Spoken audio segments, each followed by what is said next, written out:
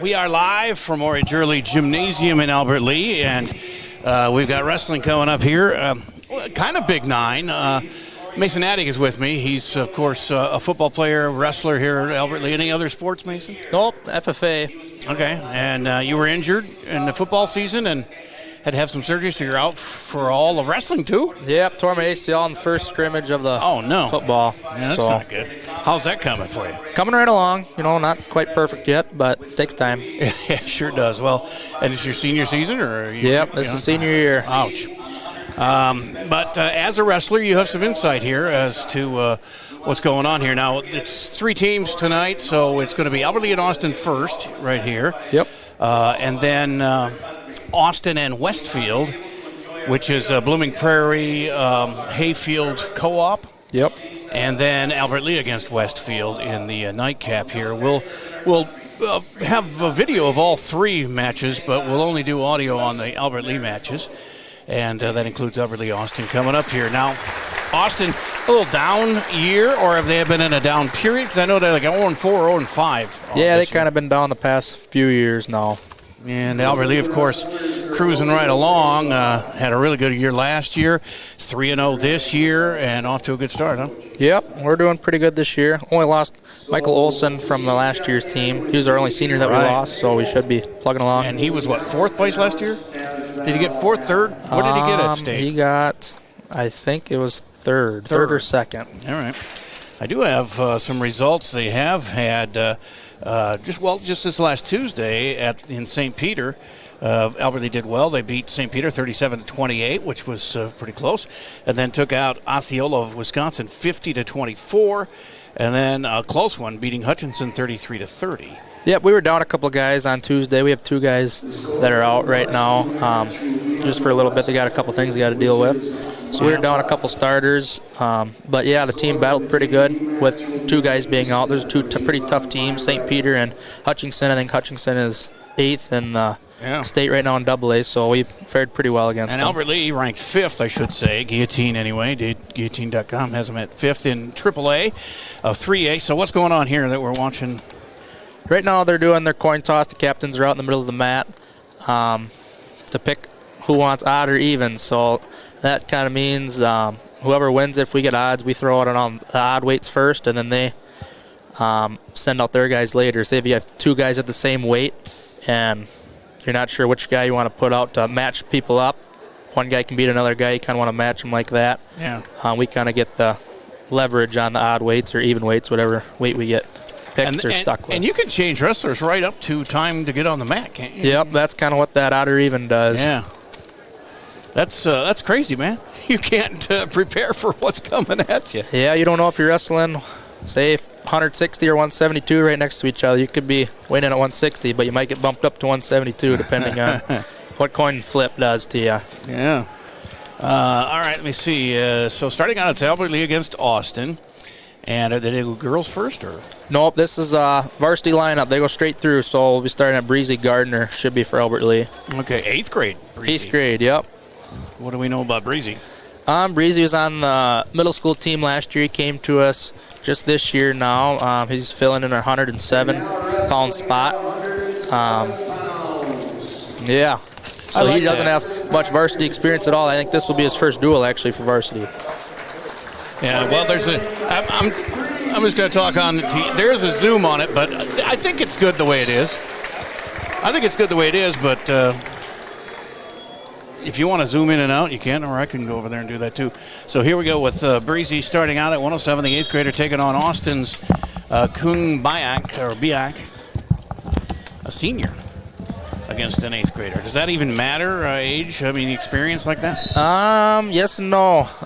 Some things that comes into play with muscles. Oh, looks like Breezy caught his head. He's on his back. Oh, Kuden rolls through. Quick reversal, huh? 3 points of reversal? 3-point takedown. Okay. 2-point reversal. So it's 3-0 now. Yep, they called it no control when Breezy had him caught for a little bit. So they gave him the 3 takedown, no back points or nothing. Oh, looks like a cement mixer from Kuhn. It's got Breezy on his back. A couple near fall at the moment. That turned quick. Yeah, it did a little bit. Breezy fighting for his life here as the ref is right on it. Yeah, he's got a minute to go. Well, it's pretty tough to hold off for a minute when you're like that. He's going to have to. What's a strategy you can use? Well, it's kind of mind over matter a little bit, trying to roll over, trying to find a little loose gap that you can roll through, and he did roll through the 4 near fall for Kuhn, which makes it 7-0. But yeah, it's kind of mind over matter there, trying to find a loose opportunity and trying to make do with that opportunity. And I should say we have JV mat, and we're watching the varsity mat, and so you'll hear cheering. Sometimes it doesn't match what you're watching, but here we go again. Kuhn's got Breezy in a tilt, getting a couple near fall again. Looks like he's got a bar in as well. I don't have the actual individual records that these wrestlers have, but it'd be interesting to know that. But he's trying to get him over again. He's got 4 near fall right now, working this bar tilt. He's got Breezy on his back right now. Oh, it's a little confusing, too, because this scoreboard is for that mat, right? Yes, sir. Okay, so they just ran out of time in that first period. Yep, so that's 4 near fall. Should be 11-0. Breezy's down, and looks like Kuhn has choice. All right, I was watching the other scoreboard thinking Breezy was up. Yeah, not quite. They have. All right, so how long's the break between? Well, this kind of decides. Look, normally it would be right away. I think they're having a little problems with that coin toss earlier. That also decides who gets to pick first, either being defer, both up, down, or top. They get to pick what position they want. Looks like it's Otana's pick. They defer to Breezy. Breezy decides to go both up. Okay. Fresh 2 minutes up, and they're off again. Yep, this starts period 2. 11-0 for the Austin wrestler. Yep. Breezy dives in, tries the backside of it. Kuhn comes in with a little duck under. He's good. Oh, big mat return for 3, takedown. When did they change that? It used to be 2, right? Yep, they just changed it last year. And what was the purpose of that? Just to give it get more points, kind of score a little bit more. Colleges have been doing it for a few years now, so they decided to kind of join it. It's Jay Paul with Mason Attic here, and Chad Butzler also is here. Chad, you can chime in anytime you want as well if you have questions. We're relying on the expert, Mason, here, as he describes the action for you. So, Mason, I know at a certain point, the more points you get, do they ever just call a match, or is it just more points at the end if you get a certain amount? Yep, once the one guy, there's an escape from Breezy. Once one team is up by 15 points, and a takedown for Kuhn, which will make it 19-1. Kind of explaining my point. Once the team is up by 15 points, it's a tech fall. Right now, Kuhn has 19-1, so he'd be up 18 points.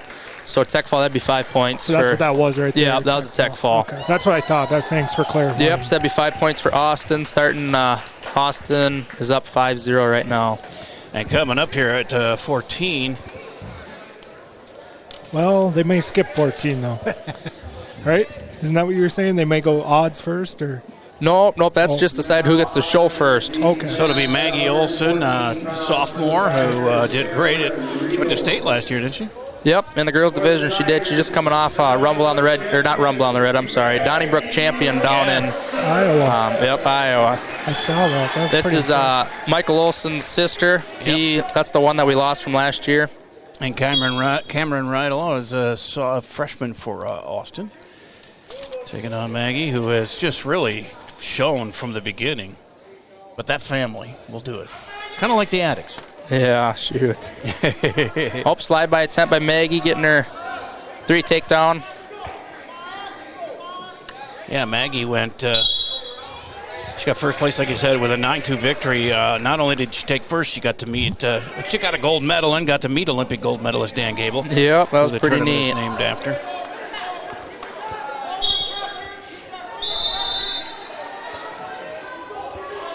She really goes after it, doesn't she? Oh, yeah, I got to stick with them. Gets them back down to the ground. Is there any awkwardness, girls against boys? I assume there could be. Depends who you ask. Personally, I guess I can't speak for her, but Now, she could choose to wrestle in the boys' class at state, right? She could. Actually, there was a girl that did choose to wrestle yes. from Northfield, Callie Graber. She did choose to wrestle in the boys' division last year, and I believe she got 5th or 6th. Yeah. Yes, sir. We're coming down to a minute left here in this period. It's 3-0 Maggie. And she's got the advantage here as she is not letting him get out. Little sit out by Cameron. Maggie follows right behind. I may have missed it. What weight class were you before you got hurt? Last year I wrestled 152. Okay. So I would have been right in that range, 152-ish, around this year again.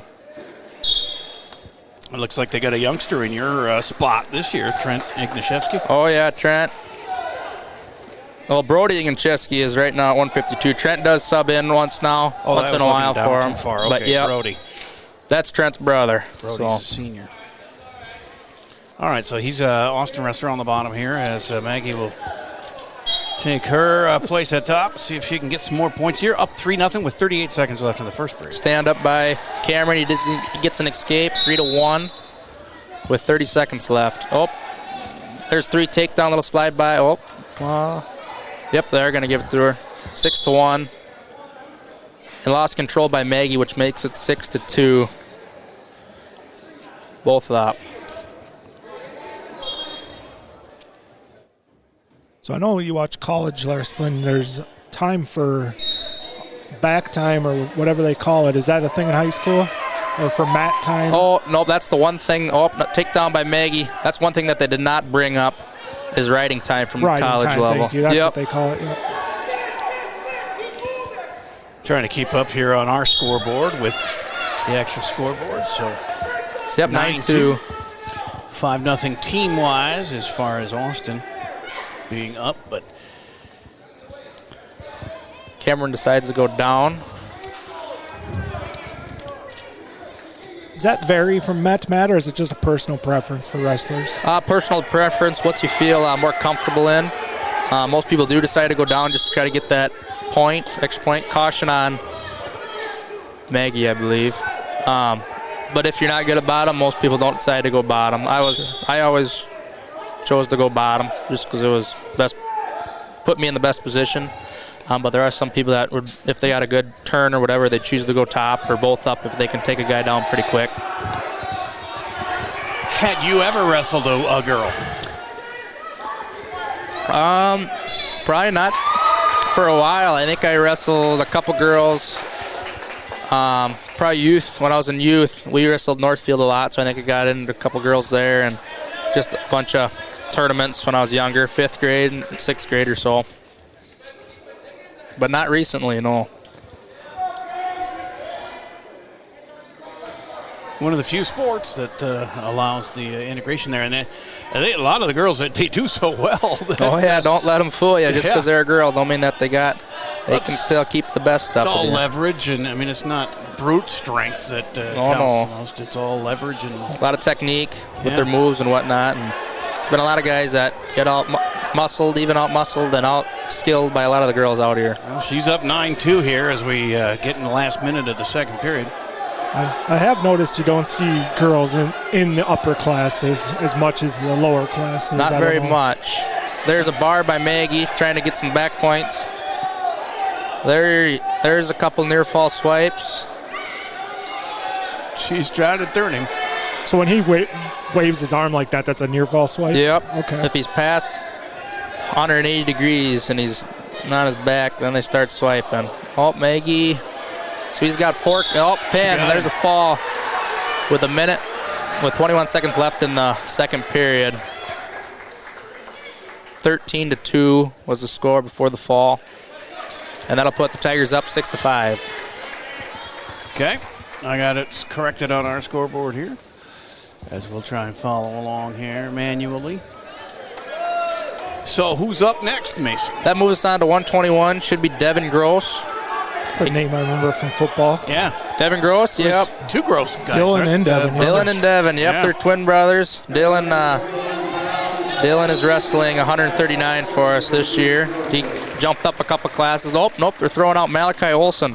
Malachi Olson's a JV wrestler that also wrestles some varsity as well. Sometimes they plug him in to bump everyone up a weight. Looks like Malachi's going to get a forfeit. Looks like Austin must have it open. Yep, I just went up to 12-5. So are you and Maverick twins too? Yep, we're twins.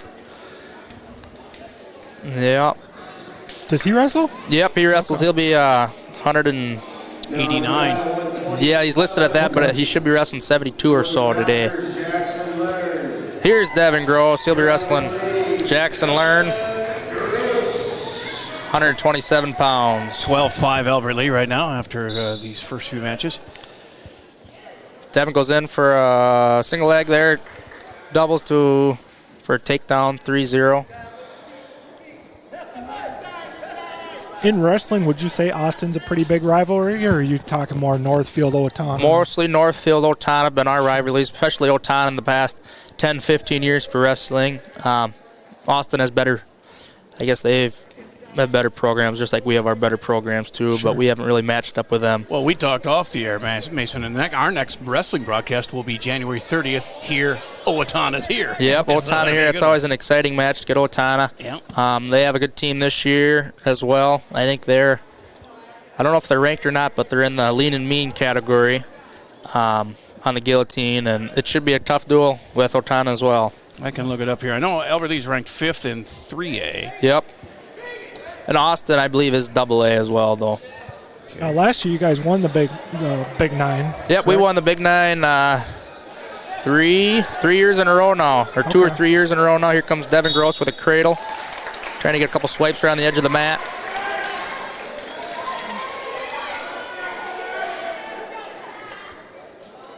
I think it was 2 years. I think this will be 3 if we can keep our stuff together and keep wrestling hard. And there's a fall by Devin Gross with 1:29. They add another 6 points to the Tigers, up 18-5. Okay.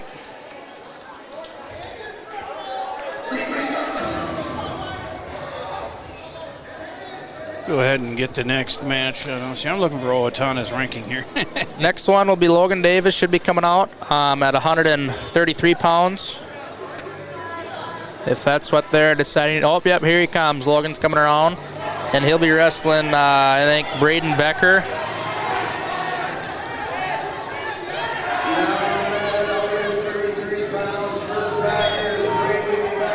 Yep, Braden Becker. There's a duck under by Logan. There's 3 points. Logan is one of our captains on the wrestling team this year. He's a senior as well. We have a pretty good senior class coming in. Nope, escape. He let Austin Braden up, and then another ankle pick by Logan, making it 6-1. Let him loose again, 6-2.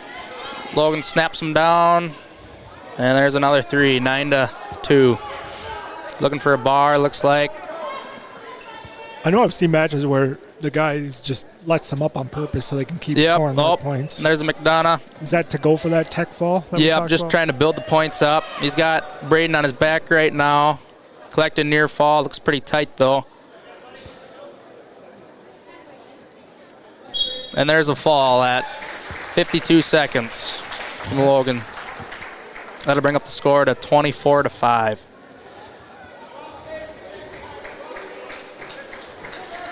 And you can see the difference in the programs early on here. It's 3-0 against 0-5. Yep, our schedule has been pretty tough the last few years, too.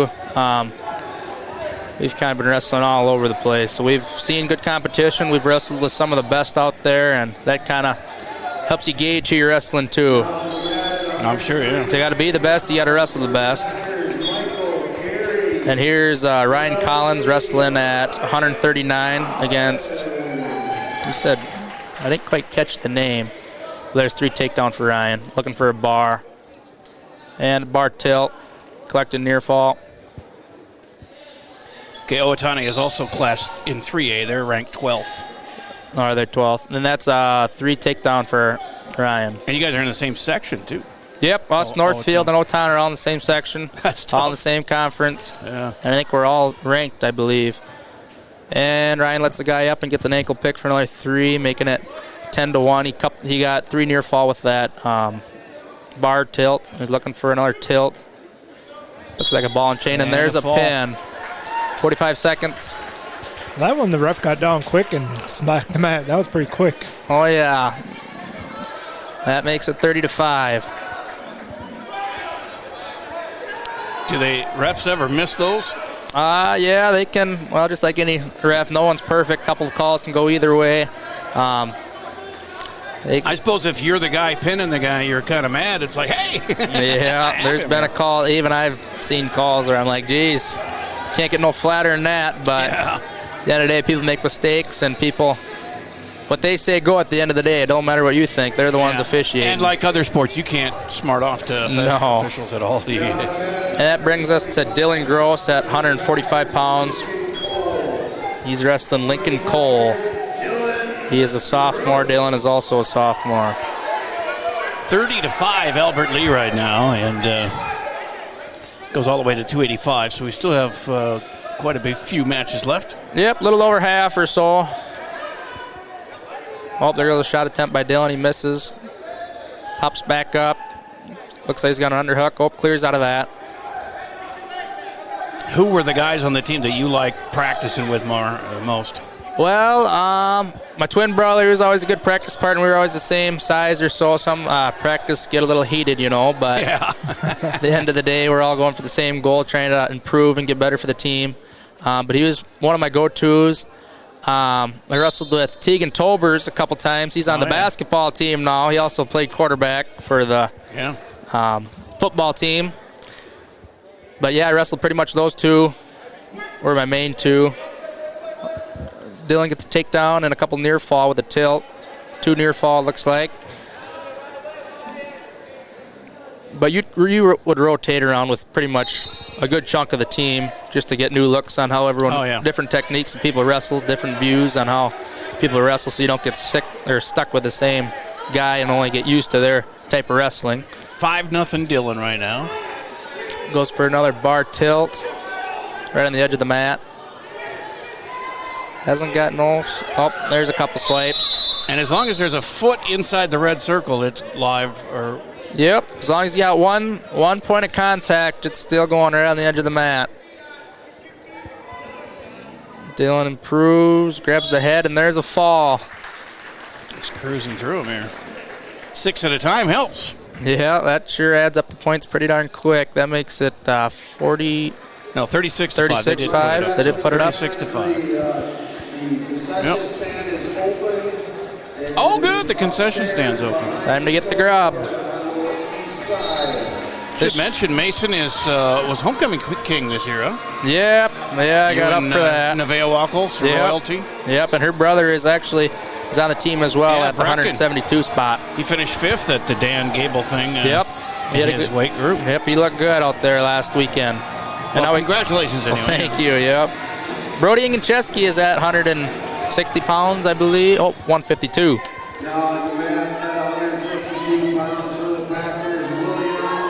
William Mullenboxy against. Brody takes a quick takedown for 3 and a little bit of a tilt. Couldn't quite get nothing to stick as he works on top. He lets him loose for 1. Makes the score 3-1. Ties up with him. A little bit of the snap down. How good do you hear your coaches yelling at you in the middle of a match? Well, it depends on the coach. Some people can hear him pretty well. Something like me, myself. My dad thinks he's a coach from the stands, so he'll be yelling way up there. I can just about hear him just about better, if not good, if not better. So,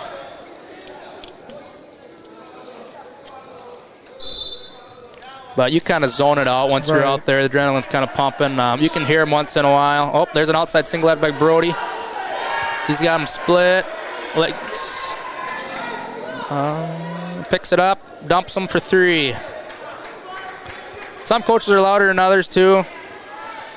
Some coaches, you better hope you heard what they said, or else practice tomorrow ain't going to be too good. 6-1 lead now.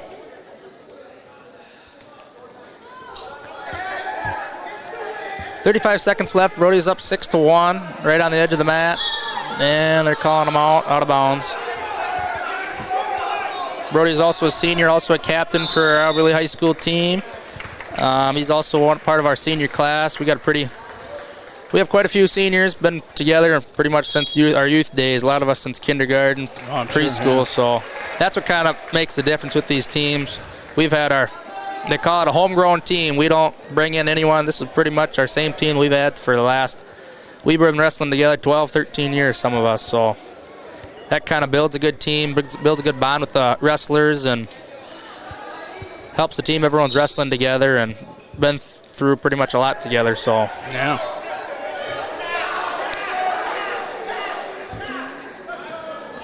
Here comes the referee helper. What do they call him? towel tapper. Yeah. Tells them when it's going down to 0. And Yep, 6-1, heading into the second period. they could just use 2 different tones of they don't have them. Yeah, I don't know how well that would.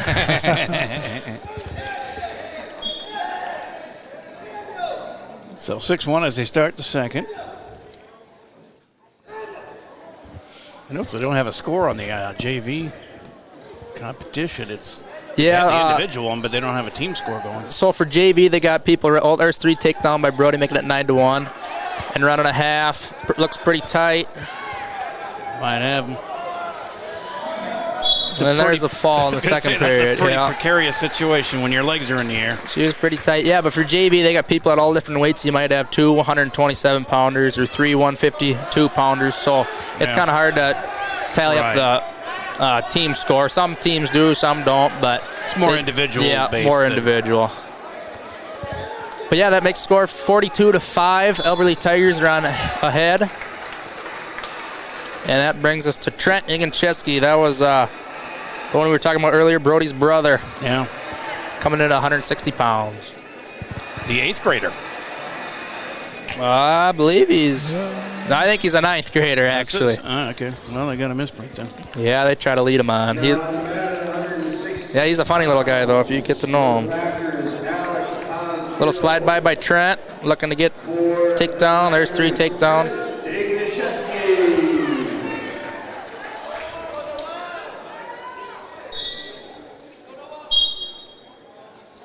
They go OB, and they'll start again.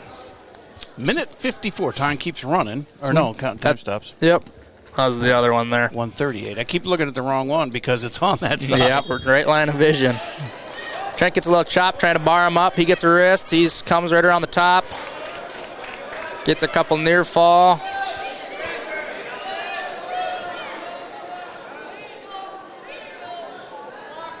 A knee in the face doesn't feel good. No, it don't. From personal experience, some of that stuff don't feel too good. Yeah. Kind of makes you want to get off the bottom, though. So another fall. Yeah, there's a fall for Trent at 46 seconds. 48-5, Albert Lee. Now time, like if you do a first period, second, or whatever, does that affect the score at all? No. Every fall is 6 points. Okay. Now, my brother, he's coming out to my walkout song. I had it last couple years, and now he's going to steal it from me because, personally, I think it's the best song out there, pretty much. So, he wants to be just like he's his brother, So. Oh, sure. The king. He's the prince. I'll make sure to tell him that. Yep, Maverick Attic is wrestling 172 pounds. He's also one of the other captains for the Elberly High School team, 12th grade, and I think this is Trenton Whitaker, 12th grade. Looks like a little bit of wrist control. Or a little bit of tie-ups. People trying to find wrist control.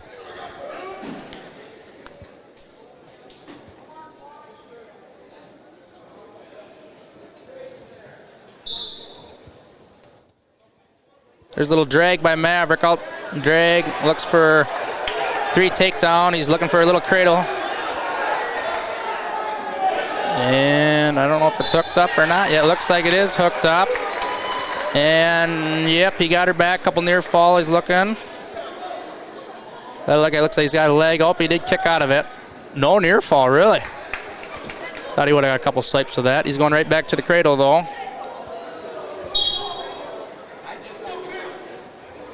Oh, and the ref called timeout for something. Oh, nosebleed right when he got a... Oh. Uh-oh. Yeah, that sucks when you see that happen right when you get something locked up. Normally they don't call it, but I guess they're going to call a nosebleed. I suppose today's day and age, they got to be precautious. Yeah. Normally they don't call a blood time once a move's being put into play, but guess, again, it depends on the rep, depends who's the official, too, what they best see fit. But yeah, 3-0. Maverick Attic. The team scores 48-5, and we're at 172 pounds. And, of course, yeah, they got to clean everything thoroughly. Oh, yeah, I got to clean the mats, clean the skin. You don't want to go back out there with blood because then they might think that you're bleeding again. And so you like to clean up all the skin, get it all squeaky clean, and before you head right back out there.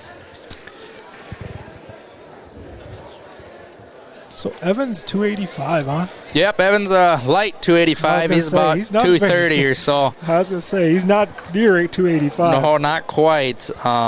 He wrestled our 215 last year. But I don't think Triton's close to 215. Triton's not quite 215 either. He's 100 and that's got to be hard maybe 80 pounds. When you're lighter like that, especially 20, 30 pounds. Yep, that makes a little bit of a difference, especially when you get up in those bigger weights. But once it plays a toll on it, even in those littler weights, you're jumping up a class or two, it makes a little bit of a difference. Just with the size of the kids that you're wrestling doesn't quite match up. But well, they have Maverick listed at 189, but he's wrestling 172. How long does it take to get 17 pounds down? Well, he's not really a 189 either. He weighs roughly 170 or so. So is that a misprint on the? No, they just bumped them up. We got Nick at 60, Brecken's at 72. See it? We got to fill in the weight somehow. So we don't have true guys at that weight, but it's still the best option we have to throw in at those weights. So instead of having 2-3 guys sitting out, we try to fill those weights up. Still looking him over. And what would you say that weight is there on the JV mat? JV mat, that looks like 90 pounds to me. That's pretty darn small. I haven't been 90 pounds since 4th grade. Oh, I haven't been that way for about 42 years. I got a leg that's 90 pounds here. Yeah, he throws him to his back. That looks like Austin, I believe. Oh, and he did get the fall for JV. Yeah, Austin's one of the kids that just came from the middle school room as well this year. Like, is that bleeding from the nose, or he's got a thing on his eye? It's like a... Yeah, it does look like he got a little scrape up by the eye, and he's got a little patch on his head. Who knows? Oh, there's a caution by Maverick. Well, you got to be tough either way to do this, be in this sport for sure. So is that something he went too soon? Yep, or? Cautions are too soon. Okay. Kind of looked like he did it again. Yep, and they did call him again. He's got a little bit of a hearing problem too, so he asked the ref to kind of give him a hand signal because he can't quite hear the whistle. Sure. Him and also Triton Cox have a hand or a Triton hearing. actually has cochlear, doesn't he? Yeah, Maverick does too. He's got one cochlear as well. Okay, gotcha. But I knew that about Triton. I did not know that of Maverick. He's not quite as hearing impaired as Triton, but he does have a little bit as well. Sure. He's going back for that cradle again. He's got 40 seconds. Oh, he didn't quite get her locked up.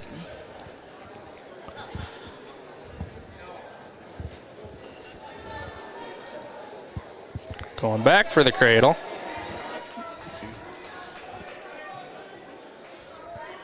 I think it is locked up this time. A little awkward cradle, but straight to his back. Couple near fall. If he quite push a little bit. Nope, then there is the fall at first period, 14 seconds. So that'd be about 1 minute and 46 seconds on the period. 54-5, Albert Lee. As now we're on the back side of the weight classes. Yep, that's going to move us on to a 189-pounder. I think that'll be Triton Cox will be going in as 189 pounds. A captain. Yep, he's another captain for our Albert Lee wrestling team. Brody, Maverick, Triton, Evan Schroeder coming up too. Yep, and we got Ryan Collins. I don't know if I did name him, but he's a 10th grader, 133 pounds. I think he wrestled 39. Yep. And he is a captain as well. 10th grade? Yep, looks like Triton is getting a forfeit at 189 pounds, but he's also a captain. Evan Schroeder's a captain at 285 as well. And Logan Davis. Yep, Logan Davis, captain as well, part of that senior class, like we said.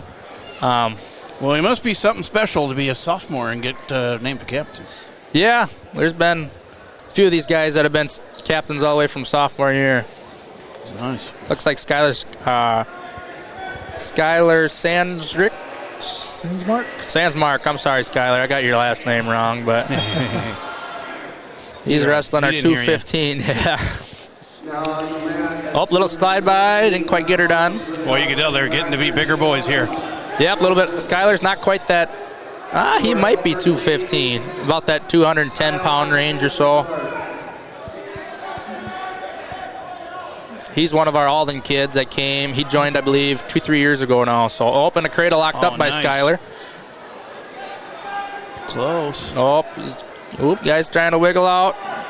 There's should be 4 near fall once it's all said and done. If he can't quite get the pin on it, he did roll off to his side. I don't know if it's still locked up or not.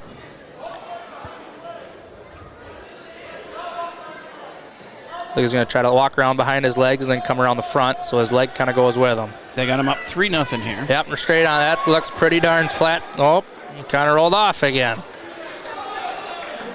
Well, he's got a minute. If he could, he's got plenty of time if he can keep it locked. So as long as you have around the head and you have an arm in there, you're clear, right? Yep, as long as you got an arm. Headlocks, you got to have an arm too, and that is a fall by Skyler with 1 minute 8 seconds at 215 pounds, moving the score to 66-5. How many different classes we got left here? This is our last one, 285. They got Evan Schroeder. He's a captain. I believe he's captain of the football team as well, wrestling team too. He's got Sam Winkles. He's a pretty good brute. Sam's ranked number 2 at heavyweight and AA in the guillotine, so should be a pretty tough match. I think Sam's a captain of their team as well, 12th grade.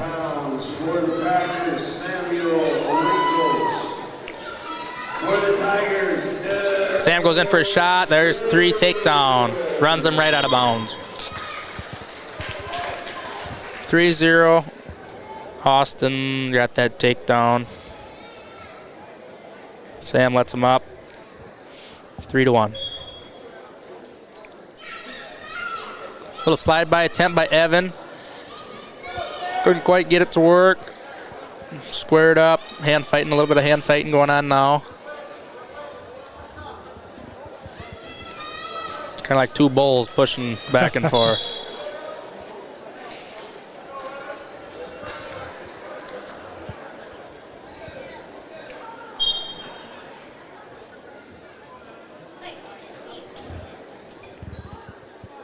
Another try slide by attempt by Evan. Sam shoots him out, and stalling called on Evan Schroeder.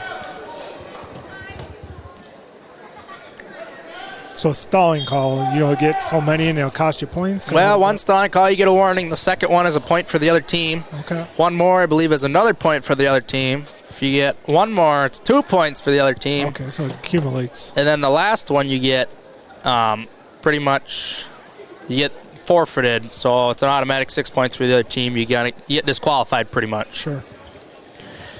It's all about action. Deep single or double leg by Sam. Evan tries to throw a wizard and they're out of bounds. Evan did a good job trying to block that off, keeping it 3-1. But yeah, you always got to be aware how many stalling calls you got. It's a pretty action-paced sport, wrestling. You always got to be on the attack, always be looking for more blood to go after like a shark. You just got to keep on going for more points, trying to improve your team score. They don't quite like when you're stalling. I would just to catch my breath because my lungs would be burning by now. Oh, yeah, that's a lot big. Yeah, they do a lot of conditioning and in that wrestling room. There's people losing 4 or 5 pounds a day. Yeah. I remember when I was playing basketball in high school, this was back in the 70s, the wrestlers were always running the halls and up the steps and down the steps and all around the school. Yeah, you got to be in pretty good shape to be going 6 minutes hard. Yeah, no doubt. Even when you are in pretty good shape, it is still pretty hard when you're going 6 minutes, full speed pretty much. 15 seconds left in this first period here, and it's 3-1, Austin wrestler. Evan grabs out of bounds. Sam kind of got a little bit of a snap down on Evan. And did a good job trying to defend it off. 3-1 still, 7 seconds left.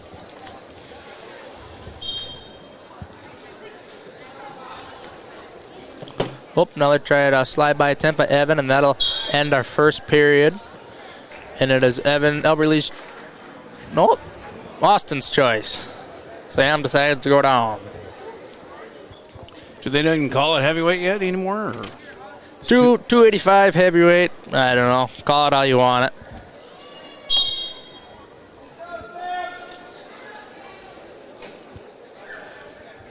Just to keep all the ones numbers, maybe. I don't know. Potato.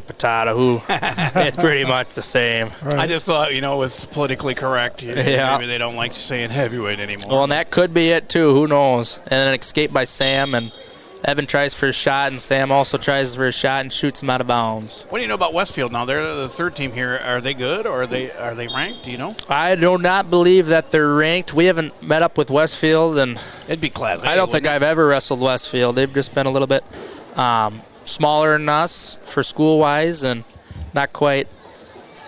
We just never really got on their schedule. They never really got on ours. And they are going to award 3 takedown for Sam, making it 7-1. Where is Westfield? Westfield's a combination Blooming Prairie and Hayfield. Okay, gotcha. So they got some athletes, because I know they got some good football and other programs up there. Yep, they got a good football team, I believe. I'm going to look up the Class A rankings here. Looks like they got a couple holes. I don't know if they're going to. I don't think. Yeah, they don't really have much for JV kids to throw on them either, though. So there might be 1 or 2 forfeits from Westfield's team, unless they can bump a couple people up or whatnot. But Evan tries a little bit of a roll to try to get out of that one, and Sam kind of follows them.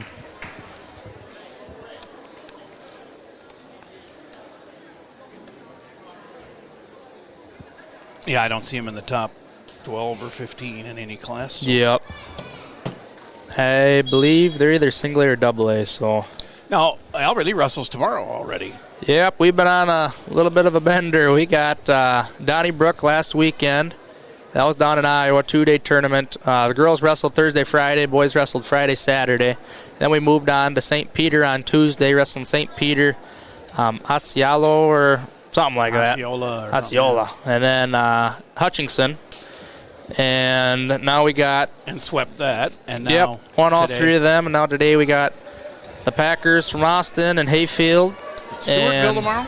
Nope, not Stewartville. Stillwater, they're, I believe, are 2nd or 3rd in the state. So that should be a tough battle. That's a huge school. Is that here or there? That is at Southwest, so in Albert Lee. Oh, that's right, in Southwest. So that'll be our biggest challenge, probably. As of now, probably. Why are they doing it Southwest? Is there more? There's a basketball game here tomorrow. Oh. Like I tell people, don't you think it's easier to move a basketball than 2 wrestling mats? But no, they got these shot clocks now for the basketball hoops, so they can't move them. So we got to take our mats and take our mats to Southwest, which is fine. That's right. We're doing the girls' basketball game here tomorrow. Boys, I think, isn't it? Oh, is it boys tomorrow? No, it's girls against Winona here. Oh, okay. Yeah, boys hockey Saturday, you're right. And boys hockey Saturday at 3 at the arena. Yeah, it should be a tough match tomorrow against Stillwater. I think they're 2nd or 3rd in the state. So they got a pretty good football team.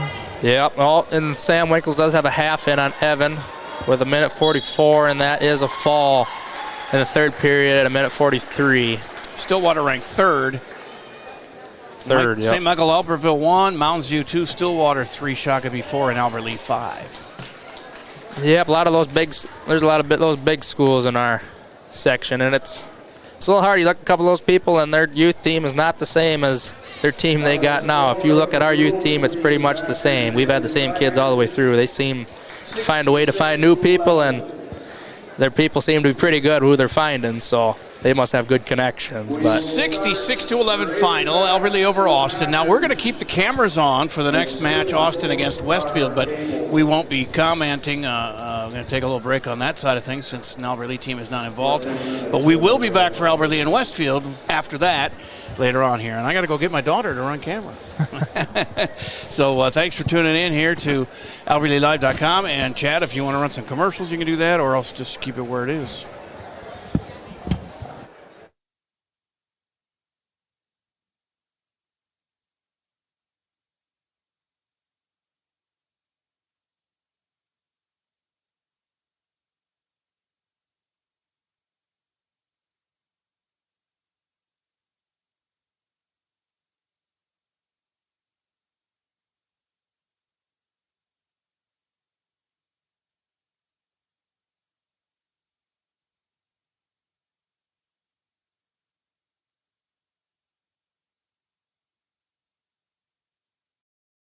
Raider Automotive is a full-service repair shop, collision center, and the only AAA authorized towing facility in Northfield. That means if you are in a minor or major collision this winter, or a deer finds your vehicle, Raider Auto can handle it all. We work with all major insurance companies to handle your vehicle from the tow to completing all your vehicle's repairs. Raider Auto on Highway 3 South in Northfield, 7:30 a.m. to 5 p.m., Monday through Friday.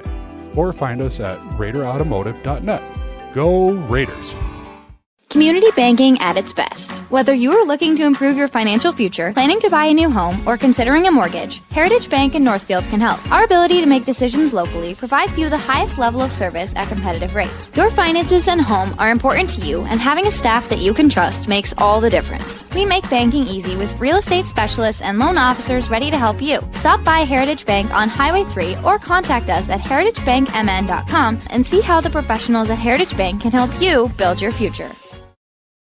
The man, the yellow van, call Service Master. Burst pipe or water damage? No problem. Call the experts at Service Master by Ayat. Hi, this is Beth Ayat. Our staff is trained and certified to assist you with any water damage after a burst pipe or leaky water. Locally owned since 1995, Service Master by Ayat will be there in your time of need. The man, the yellow van, call Service Master. Hi, Dr. Michael Ritchie, Ritchie Eye and LASIK. Many people tell me they've heard horror stories about all the drops needed after cataract surgery. Well, fear no more. At Ritchie Eye and LASIK, Dr. Miller and Dr. Reinsbach are dropless. That's right. No need for medicated eye drops before or after your cataract surgery. I love dropless for my cataract surgery, and you will too. Ritchie Eye and LASIK in Faribault, your leader in advanced cataract surgery.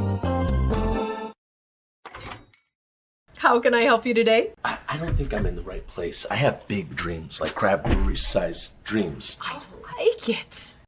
Your bank is very, Cozy? Yes. Yeah, I know what you mean. We prefer more personal interactions. We dedicate the majority of our space to our customers' dreams. Wow. Look at that. I know, it never gets old. Wow. This is way bigger than your office. Northfield Ford Chrysler is the home of the best price guarantee. There is no question. We have the best price in the area for new Ford, Chrysler, Dodge, Jeep, and Ram. If not, we'll make it so. Bring in your deal in writing from another dealership, and if we can't match it or beat it, we'll write you a check for $500. Get started shopping. Stop in to Northfield Ford Chrysler, take a test drive, and we'll get you the best price on a new vehicle, guaranteed. Go Raiders! From everybody here at Northfield Ford Chrysler on Highway 3 in Northfield.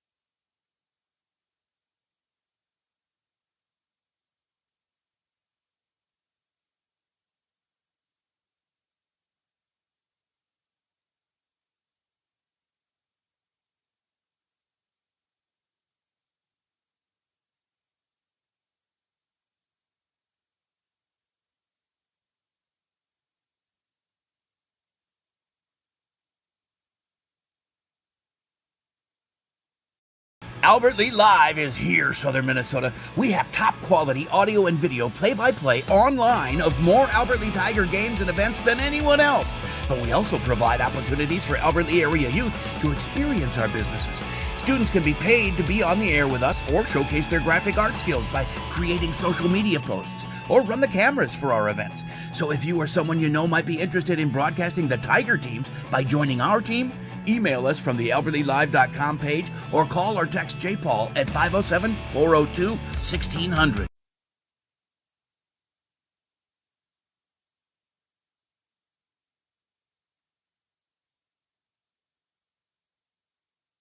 Hometown Credit Union, we are proudly celebrating our 50-year anniversary. What originally started with little more than a ledger book and a cash box, Hometown is now a not-for-profit financial institution that serves the needs of over 23,000 people. We offer all the products and services you expect, while also being personal enough to truly partner with our members through all of life's journeys. Join us at www.hometowncu.coop and see why the Hometown Credit Union can be your trusted partner for financial success. Hi, Dr. Michael Ritchie, Ritchie Eye and LASIK. Many people tell me they've heard horror stories about all the drops needed after cataract surgery. Well, fear no more. At Ritchie Eye and LASIK, Dr. Miller and Dr. Reinsbach are dropless. That's right. No need for medicated eye drops before or after your cataract surgery. I love dropless for my cataract surgery, and you will too. Ritchie Eye and LASIK in Faribault, your leader in advanced cataract surgery. Heritage Dental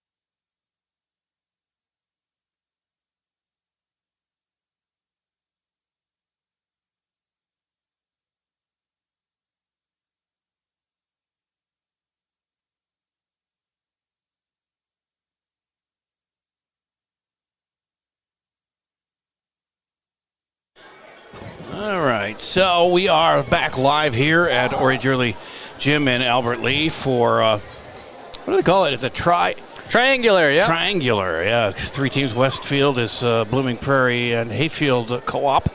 They just took out Austin, and Albert Lea beat Austin earlier, and now it'll be Westfield against Albert Lea coming up here. I'm Jay Paul.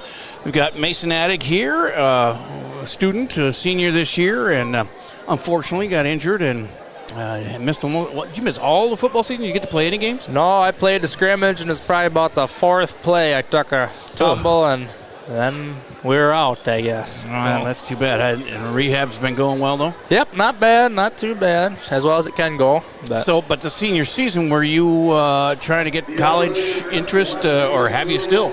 No, not really. I was just kind of doing it to do it. For wrestling, do you mean, or football? Well, wrestling is your main sport then?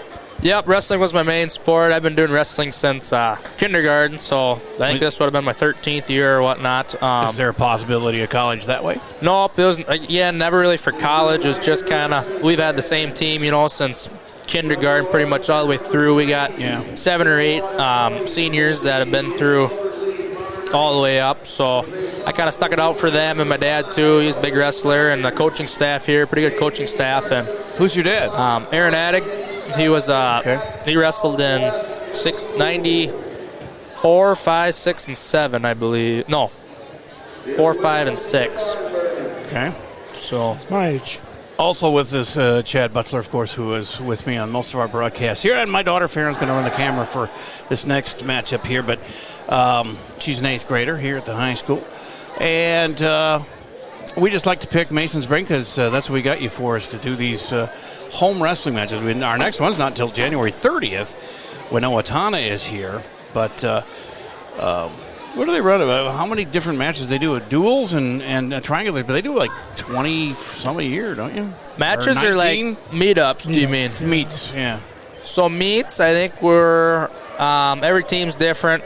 We normally get pretty much maxed out on matches, so it's normally around about 20 or so between our tournaments and quads and meets. You're pretty active, though. I mean, sometimes you can go 2-3 nights in a row. Oh, yeah. Like I said earlier, we wrestled Tuesday, Friday, Saturday. Then last Tuesday, we wrestled today, Thursday, Friday, and Saturday. Yeah. And it's kind of hard with your weights, too. You got to make weights. So people that are cutting down, that's not a very fun thing to do when you make weigh-ins. And all you can look forward is to the next day, you still got to make the same weight, so you can't eat too much. But they do give you a 1 pound allowance if you wrestle the day before. So say we wrestle the day Thursday, so tomorrow they'll get a pound. And then we wrestle Friday. We wrestle Thursday, Friday, and Saturday, so then they'll get 2 pounds on Saturday. So this Dan Gable Donnybrook is a big deal? Yeah, Donnie, he was a big wrestler back in Iowa. Yeah. The name and that, but I mean, it's for you guys. Is it a huge deal, or is it just another tournament? Well, it's one of our biggest tournaments that we go to. It's our first tournament of the year. Really good competition down there. We got people they say it's one tournament that's just about tougher than the state tournament because we got people coming different in. States. We got Minnesota, Iowa, Missouri, Wisconsin. You could have 2 state champions, 3 state champions in the same bracket. So, and they can still get taken out by someone who places 3rd or 4th, just depending on what weight class, who's in what bracket, and sometimes it's harder than the state tournament. Same with, we go to Fargo too over Christmas break, and that's the same thing. Tougher than state tournament, some people will even say. Well, you did well. Albert did real well. Maggie Olson at 115 for the girls. She got first place championship at 105. 9th grader Emily Troster was 1-1, took 2nd in the last chance bracket that she was placed in. At 145, 10th grader Aurora Helms Hipper, I believe. Went 1-1, took 3rd in her last chance bracket. And then for the boys, top 3 for the 5th-ranked boys team in 3A were senior Logan Davis at 126. He went 4-1, finishing 2nd. Brody Ignashevsky at 50 went 4-1 and finished 3rd. Senior Nick Corman wrestled at 165. He went 4-1, finished in 5th. And sophomore Brecken Wachholz, also a 5th place at 175. He was 4-1 in that tournament in Iowa. And at 120, Devin Gross, the sophomore, went 2-3, finishing 12th. And sophomore Malachi Olson at 120 was 2-3, contended, finished 23rd. Ryan Collins ended up 10th at 132. Dylan Gross was 18th at 38. Trent Ignashevsky, 12th place finish at 157. Maverick Addig, your twin brother, went 3-2. We finished 25th at 65. And then at 190, senior Triton Cox was 3-2, finishing 10th. And Evan Schroeder, another senior at 285, went 2-3, finishing in 12th place. And at that tournament, Corman and Davis celebrated their 150th wins. That's a big deal. Yep, that's a lot of wins over the course of 4 years on the varsity team. So congratulations again, showing up well. And it has been a pretty good last few years for Albert Lea Wrestling. Yep, like I said, this group we got this year, we got a good senior class, so we've been pretty good the last few years. And a couple of the younger guys, we got 3 or 4 10th graders that have been pretty good, that contribute to our team pretty well. And then a couple other guys trickle in from different grades. But this last few years have been good years with our senior class. Should be starting soon here with Westfield against Albert Lea. They just got done beating Austin. Westfield didn't. Albert Lea are they out yet? Not quite. I know they got JV matches going on, and that's where we're watching right now. As they finish up there, it's Westfield against Albert Lea, looks like. Yep, Westfield's Albert Lea. Looks like Christopher. I believe that's Christopher. I can't quite see his face, but they don't have numbers. Nope, no numbers you can go off of. That's why I'm glad you're here. You know the guys on our team. Yeah, that helps a little bit.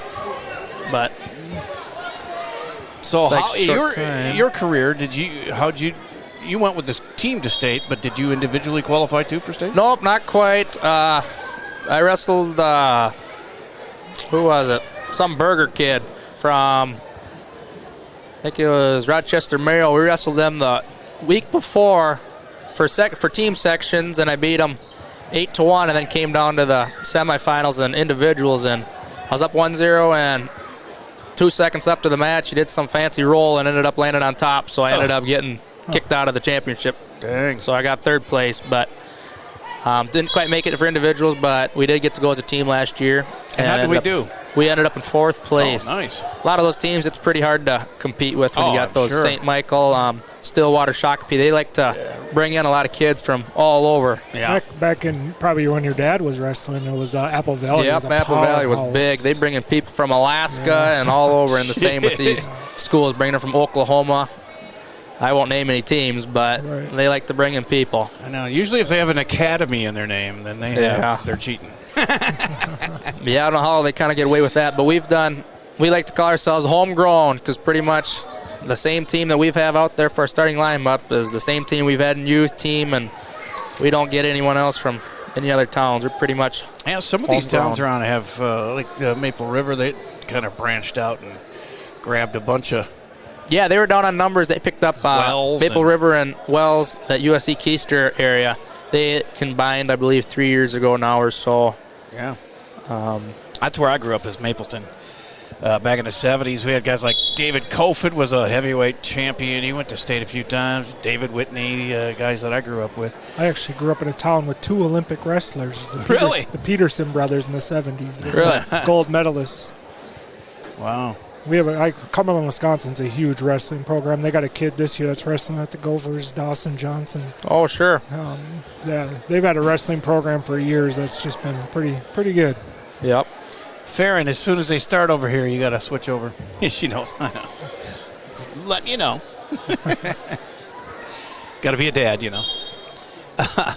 Yep, looks like they're going out for their coin flop or flip-flop, whatever you like to call it. Were you a captain? Were you going to be a captain this year? I was going to apply for it. I didn't apply just because I'm not really wrestling out there right now. I didn't really think it was my place to apply when they got other kids that are the same, applying for the same, or actually in the room and every day and grinding with the boys. So I thought that wasn't quite my place, so I kind of stood out of that. But do you go to a lot of the practices then? Or? I try to go to about 1 or 2 a week. Sure. With my work schedule and physical therapy. I can't quite make all of them. Sure. But I like to get in the room once or twice. It's got to be hard to go and watch and see the guys working. Yeah, I mean, there's a lot of things that you miss about it, actually being out there wrestling, spend a lot of time with the team and just hanging out with the guys. But the one thing I do not miss is making the weights. That's for darn sure. Eating whatever I want, pretty much. And that's probably not... I could use the exercise, we know that, but Now, I know they have plenty of coaches here, Albert Lea. They've been, Durbon's been with the team forever. Well, Durbon, he's been in for about probably 8 years, but we can go all the way back to Larry Goodnature on the end. Oh, yeah, he's Larry, been in here probably 30, 40 years. He's been a long time, and Neil scores in the wrestling room. He's been in here about the same, 25 years or so. We've had a deep coaching staff that go back all the way to the, 80s or so. Is that something you'd be interested in the future? I don't know. If I'd pop into it probably wouldn't be a full-time gig or nothing, just probably with my work schedule that I'd have. But I don't know if I'd come in maybe a practice or two just to work with the guys or whatnot. But something that'll probably stay with you for the rest of your life, though. Yeah, it's one of the things that you're going to get used to doing. Like, this would be my 13th year. It's kind of party, kind of. Oh, yeah. Not bad. 13 out of, 18 years, I guess? Yep. Some guys, they started in preschool. They've been on 14 years, and that's a long, big chunk of your life. And that is a big thing. You know, of all the sports, wrestling probably has the most success here over the years, and it starts at the youth level. Yeah, we had a pretty good youth team back when I was in youth, we had a pretty good youth team. So I kind of just followed all the way back. Same with our senior class. We've been together a long time. Now we got Breezy Gardner coming in at 107 pounds. He'll be wrestling Bentley Miller. Also, he's a freshman. Breezy's an 8th grader. So they're locking up here to start things between Westfield and Albert Lea here in the last match of the night. We're taking it carefully here. Try to choose their moves carefully. Yeah, choose their approach. Now that takedowns are 3 points, that can add up pretty much pretty quick. Don't they always dive right in? Yeah, there you go. Yeah, he went in for a little double leg. Couldn't quite get it. Looks like Bentley kind of got a front head trying to catch the corner. Up a little sit out of 10 by Breeze, and he got right out of it. He's got an arm. Ooh, couldn't quite make the takedown. They're back up on their feet. Good attempt by Breezy, though, to try to get out of that scramble and try to get the reverse, or the takedown on that, I should say. So a slide by attempt by Breezy.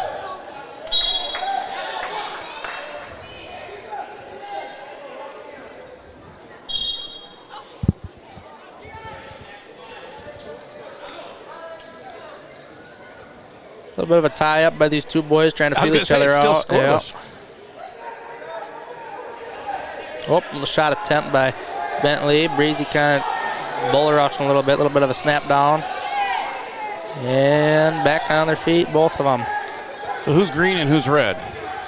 No, that's a good question. I don't see any ankle bands, and I wasn't quite paying attention to the flip. I believe that we are red, but I'm not 100% sure. So when the ref raises his red hand, he's talking about an Albert Lea wrestler. Yeah, well we're going to find out. We're going to find out pretty quick. Let's get a takedown. Oh, a little bit of an ankle pick, cross ankle pick by Bentley. I was looking for the ankle bracelets last match, too, and I didn't see them, so maybe they're just not using them. I don't know. I don't think they're using them much anymore. Out of bounds, and 5 seconds left in the match. Both be up.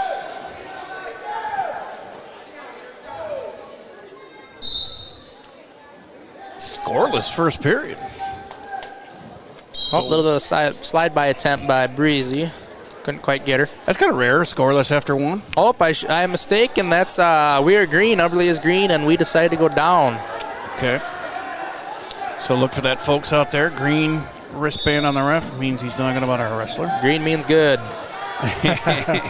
Or at least go. Yeah. Little breakdown attempt by Bentley. Get some Breezy flattened out a little bit. So essentially, by him going bottom, he can't give up any points because unless he gets turned. Yeah. But he can score points by breaking free. Yep, if he gets an escape.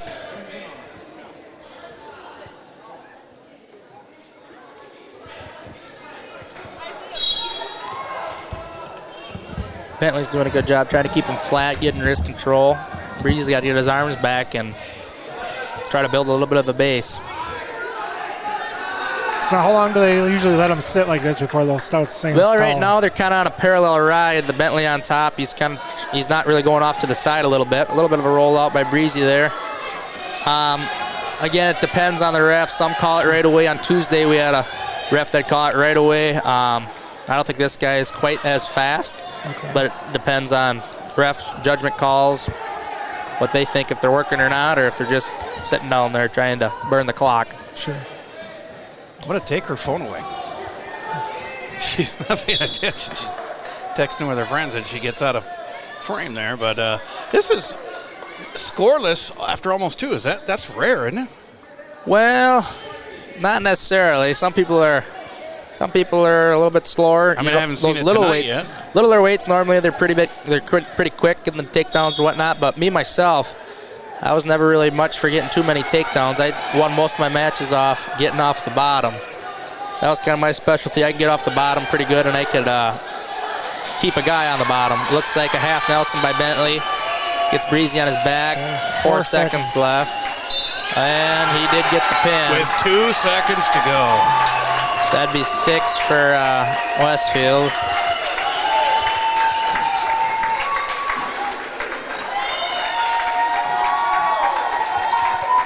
That should bring us up to Maggie Olson, though, 114 pounds against Peyton. It's definitely a learning curve for Breezy as an 8th grader. Yep, he's got a lot of time to learn. Breezy has been around since my youth days as well. But yeah, it's the next level varsity. It's a little bit harder competition and a little bit faster pace you got to get used to. All right, Maggie, who, like I said, got the championship down in Iowa. Has been doing great in her career. Short-lived yet, but good family, good wrestling family. Yep. Well, the double leg attempt. Good wizard by Maggie to get out of it, out of bounds.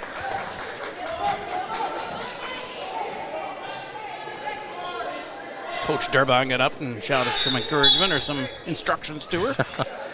Yeah.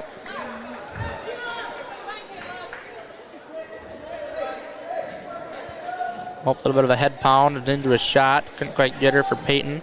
Tried to dive right in. Maggie's trying to get her legs back. Got a wizard in right now. No score yet. Peyton's got it in the air. Maggie got her leg down. What's a wizard? Wizards when they're in on a shot and you use your arm and you kind of block their arm from getting into your leg. Okay. So you can kind of get your leg back and make a little bit of separation from when they're grabbing your leg. Well, that's caution on red. Yep, he did call it.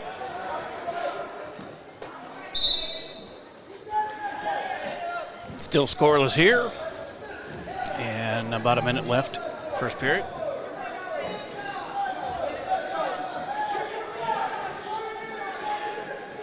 Meg tries to shoot him out a little bit. And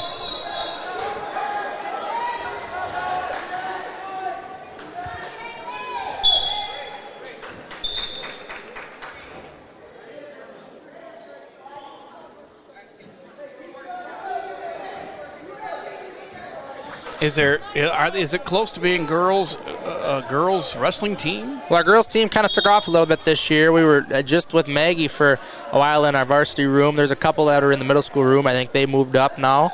I believe that there's 4 or 5 girls wrestlers, though, that are in the room now in our varsity room. So it's growing a lot from what it used to be. When I was growing up, Maggie was the only girl that was on our wrestling team, and now it has grown a little bit in the last couple of years. It's good to see, yeah. It's huge in Iowa. Huge in Iowa, yeah. yes, very, very much.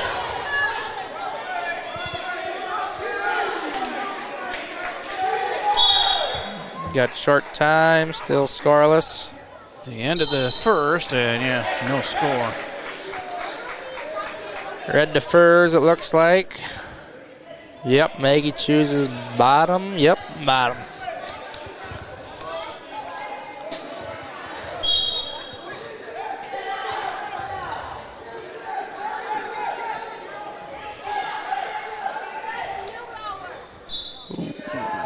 Caution on Maggie, yep. Trying to get that head start on the guy. Again, 6-0 Westfield after one match. This is 114. Maggie Olson for LEA on the bottom here. Scoreless as they get ready to start second period. Here we go. Peyton's got Maggie kind of flattened out a little bit. She builds the base back though. She's got her arm trapped.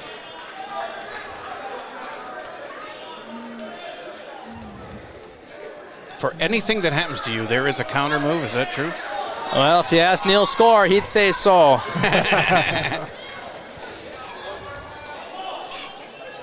And he'll still jump in and show you it. I think he's 80s, so. He's the expert. Oh, yeah, he'll come in and he'll make sure that you won't score on him, and he's still 80.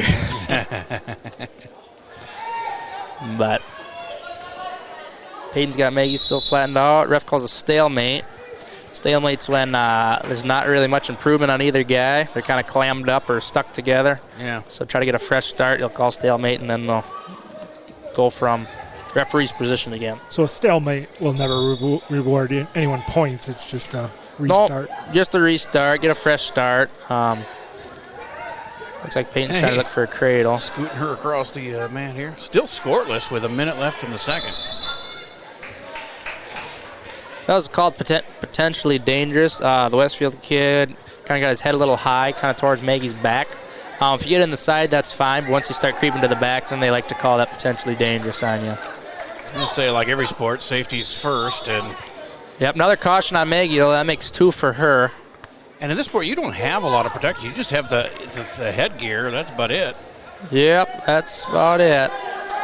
That headgear, some people wear mouth guard. If you're like my mom, I paid good money for them teeth. You better be wearing a mouth guard. So, I suppose.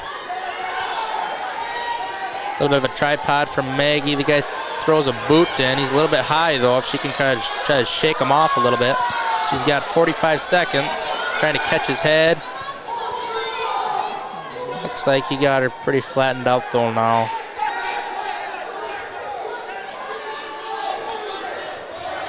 Trying to watch her 30 seconds arm. to go, and it's still scoreless here in the second. Potentially dangerous again. Maggie's shoulder was kind of a little bit at risk, so they, yeah, like you said, safety first, and they're going to try to restart it again. 27 seconds left. Second period.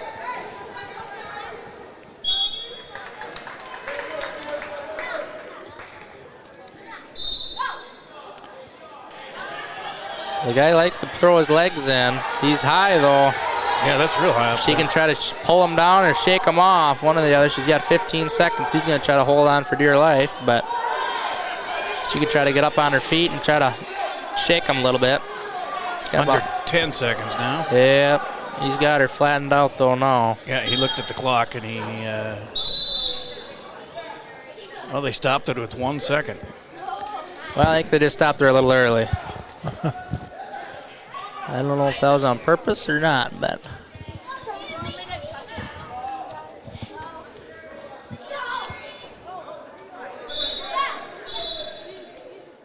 Scoreless as we go to the third. Now are you just trying to maybe just get any kind of point you can just to get on the board or what? Well, yeah, he's going to try to go for escape. A little bit of a judgment call now. If Maggie thinks she can ride him out, she might want to stay on top, or if she thinks she can turn him. But if she doesn't think that, coming about 30 seconds, minute, she might just want to let him go and then try to get that takedown. Yeah. But again, it's been pretty low scoring. It's not like anyone's been able to get a takedown pretty easily, so giving up 1 point might be giving up the match. That's true, too, yeah. A lot of strategy.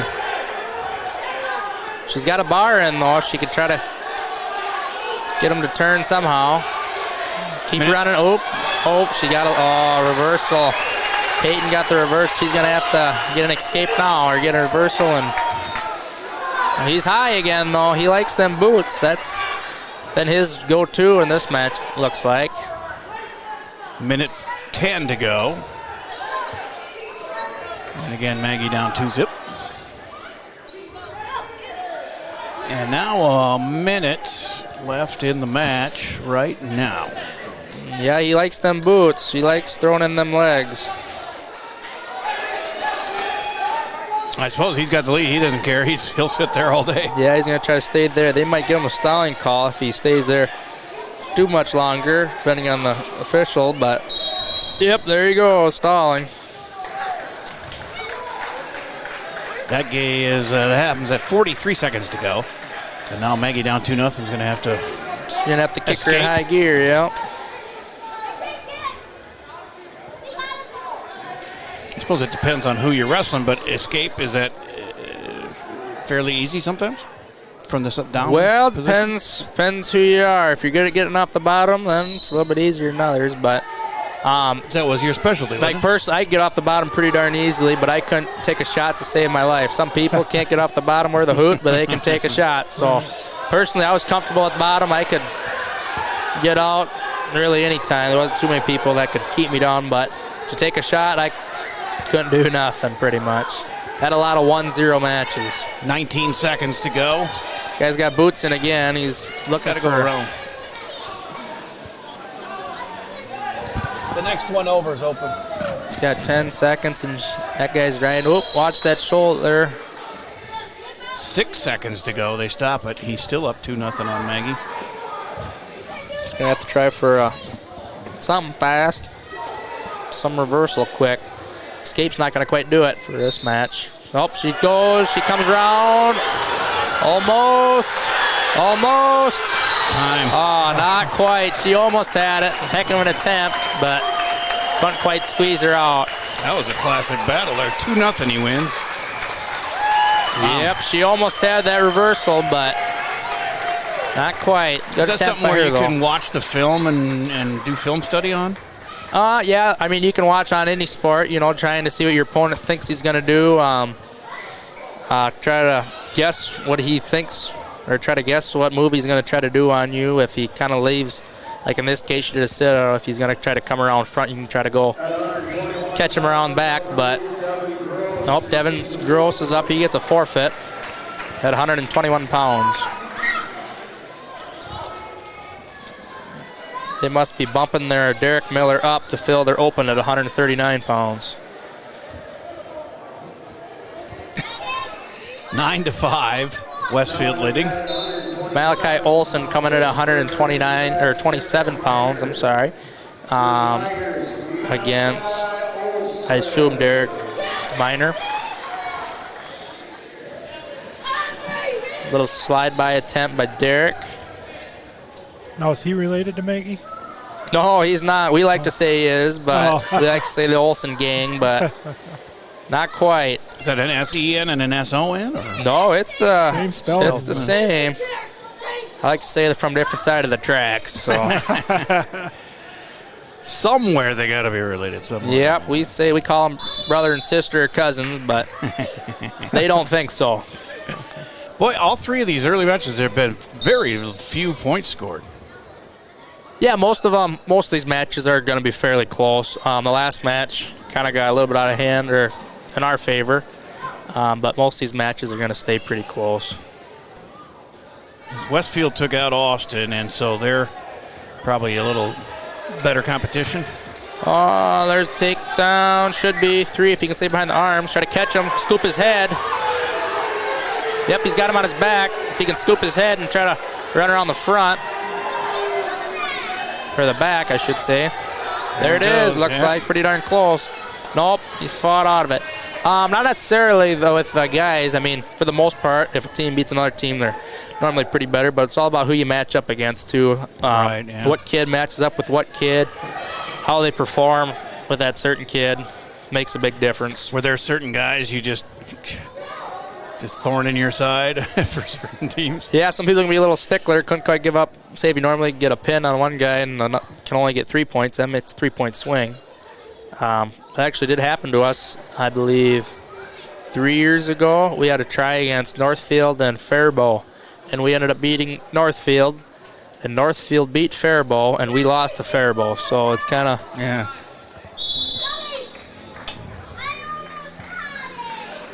We have a little wrestling match going up here with a little 6-year-old or whatever. Yep, that's a defer by Westfield. Malachi chooses down. He's up 7-0. Yep, we got a takedown 4 near fall for Malachi. Starting the second period here, up 7-0, and it's 9-0 overall, Westfield. Stands up quick, got an arm trap, but he tries to hop it and couldn't quite kick out as they go out of bounds. Good first move by Malachi, though, straight up and out. Just couldn't quite get that hand control. And then off his leg, too. Is that right? It says 9-0 up there. We got a forfeit. Okay. Well, they didn't put it up there. They had it up there. They must. I was just talking to Chad about the scoreboard says 9-0. Yeah, you're right, though. They did say it was a forfeit. They had 5 up there. It should be 6-9. Albert Lee or Westfield, it should be up 6-9. We got a forfeit at 121 pounds. They just haven't added it to the scoreboard yet. Okay. But right now, Albert Lee Wrestler is up 7-0 with 1:15 to go in second period. Yep, he kind of tries to come around back, but the Westfield guy's got his head. He can try to circle out of that. I try to come around front, try to pop your head out. He's trying to grab his head. He pops his head out, and he gets the reversal for 3. Nice. Makes it 10-9. 9-0. Oh, reversals are 2. I'm even catching myself messing up. Yeah, they just put in that rule this year now that reversals are 2 and takedowns are 3, so it's going to take a little getting used to. Has there always been 2 refs, or am I missing something, or he come from the JV Nope, he match? came from the JV match. They finished up, so it's always good to get another eye in on a match. So he came over to assist a little bit. 30 seconds to go, second period.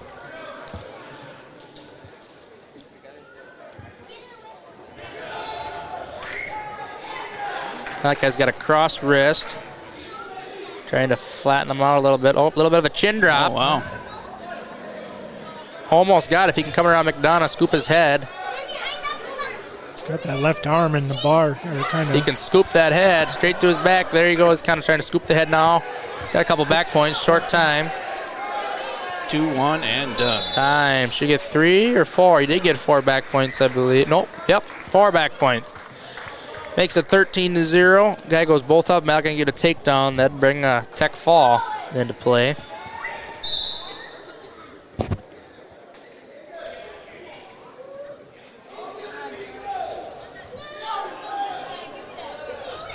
Snap down attempt by Malachi. Straight to his back. If he can get the pin and stay in bounds, that'll be 6 for the team and not 5. He better not get his leg caught, though. Oh, my.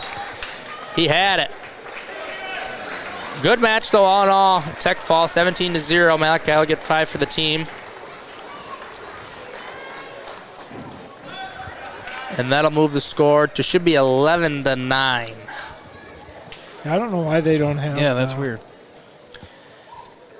Yeah, it looks like the head coach, Tyler Vogt, is going to fix it right now. Just a simple mistake. They didn't add it when we got the forfeit. So well, at one point they had 5 up now there. they put it up. There they go. 11-9 Albert Lee. Going to 133. 33 should be, looks like Logan Davis is coming around the corner. Logan, he's had a great career. Oh, yeah, he's been doing pretty darn good the last few years. 150? Is he one of the 150s? No, he's a little bit lighter. He's wrestling 100. No, I mean for wins. Oh, for wins. Yep, he got his 150th this weekend. Little talk to, I kind of missed it. Takedown 3, he's letting him loose. Yeah, he got his 150 along with Nick Corman this weekend. That's right, yeah. Over at Donnybrook. Another takedown 3. Lets him loose again. Trying to set something up. 6-2. A little bit of a fake, snap down. Comes around the corner. A little bit of a quick guy. Yeah. Another 3 takedown. So this is one of them ones where he's going to keep letting him up and go for the tech fall, pretty much. Well, he'll ladder up, and then he'll probably try to go for the pin at the try to, but if he doesn't get it, then he can go for the tech fall. Sure. Already 9-2, just 43 seconds in. 9-3, I believe that he did let him up now. Okay, 9-3. A little bit of a caution by Logan. He's trying to. He must not want to be on the mat very much. He's trying to get her done with and head her back to his cushy chair. Well, he didn't wrestle against Austin, did he? Yep, he did. Oh, okay. Yep. I didn't think I saw him. Nope, he's out there. Another takedown by Logan, making it 12-3. He looks like he's got a bar and a half. Looking to try to get the pin now. And he's got it. Yep, it looks pretty flat to me. There she is with 1 minute and 2 seconds. Gets the fall. It would bring the. It would be 17-9 now, team score. The Westfield Razorbacks, again, are Blooming Prairie and Hayfield Co-op, and they were staying with us for a while. We just kind of passed them up here recently, but long way to go. Yeah, plenty of time for anything to happen. We're on 139 pounds now. Looks like Ryan Collins coming up. He is also a captain. I didn't quite mention him in the first match, but he's also our 10th grade captain like you were talking about earlier. Yeah. It's kind of a rarity to be a sophomore and a captain. Well, we've had a few underclassmen that have been captains on our Albert Lee team the past few years, since probably about 6 years ago. Oh, they must have gave us a match there because we're up to 23 now. They put I didn't even see him give us a forfeit. Yeah, because it was 137. Now it's 145. So he must have got another forfeit out of it. 23-9. Oh, yeah, this is 100. It says 145 on the yeah, scoreboard. It does, doesn't it? Dylan Gross must not be wrestling this duel. Shot attempt by Ryan. Kind of shucks him right down, spins around. Not quite control yet. If he can get a mat return. Oh, and he wiggles out of it, the Westfield boy. I think this is Cannon. Yeah, Cannon Wasik. A little bit of a tie-up by Ryan. Shakes it off, the Cannon boy.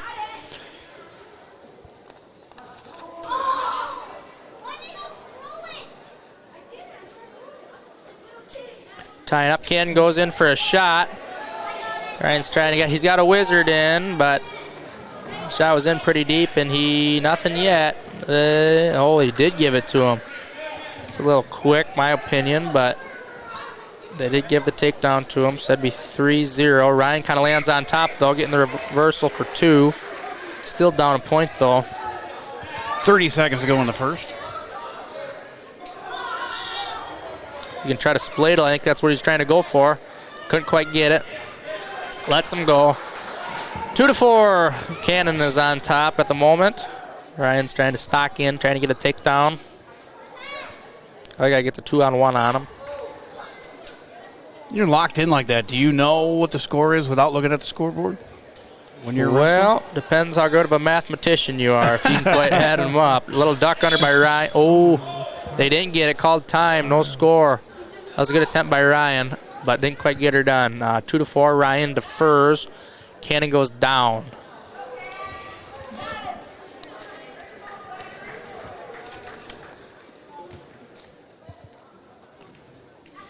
For the most part, there, if it's close, coaches will be yelling at you. You got to go if you're down. But do the refs say anything, or not, do they not just the refs? I'm sorry, the coach. Coaches. You said the coach. Yeah, you said the coach. But do the refs say anything verbally when they're giving points out? Not about scores. They'll they will say like 2 or 3 takedown or reversal 2, depending on the ref again. But good mat return by Ryan. But they will call the stalling calls. They'll say, you have 1 stalling call. Let's keep it. Let's get some action going. Cannon's on his feet now. Ryan's trying for inside trip. Couldn't quite get it. Guys trying to jack him up. Nothing. Oh, he missed it. 3 takedown for Cannon. He's up 8-2 now with 1:20 to go. Kind of missed that. He kind of got a little. He sagged a little bit lower when he got to try to throw that. You got to kind of be up. And he had the right thing. He just got a little bit lower when he had that trip, or attempted for that trip. 1:19 left in the second. 8-2. The Westfield guy is up. Guy bars Ryan's arm up.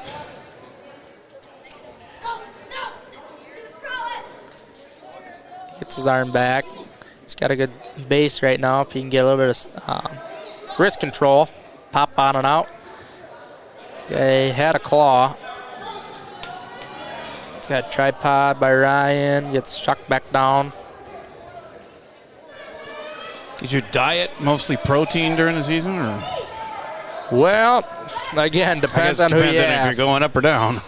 Some people be cutting weight and they'd rather have a Twinkie and a can of pop than having a T-bone steak. But personally, I'd rather have the steak. I live on a farm, so can't beat fresh beef. Guy has a half and a wrist in, trying to swing it over on Ryan. He was really wrenching on. Yep, they did call it. He was wrenching on that arm a little bit. Potentially dangerous from the Cannon. 26 seconds left here in the second. Cannon up 8-2. Ryan's got to get something going. If he can get an escape here, that'd help quite a bit. He's on his feet, trapping his arm a little bit, and mat return, back up by Ryan. I think he's trying to look for a little bit of a stall call, but he did get the stall call, but they're down to 12 seconds. He can try to do a little bit of a scramble down here. 5 seconds. Looks like that's where they're going to end up too. Clasping though on Cannon. That should be 1 point for Ryan.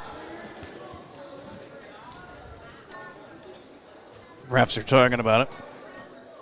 That's what's good about these two refs. One person can see on the other side of the guy. If you're looking straight at him, you can't quite see the backside of the wrestlers, but he was clasping. That would be awarded to Ryan Collins, bringing the score to 3-8. When you say clasping, your hands you're talking? Yep, you can't have your hands around their body while you're on the mat. Okay. Your hands can be touching like around their belly if you're on your feet, but if you're on the mat, you cannot be around them. Ryan goes in for a shot, kind of gets stretched out a little bit.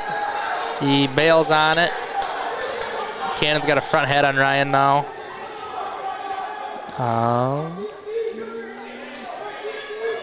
Ryan working out of it. There he goes.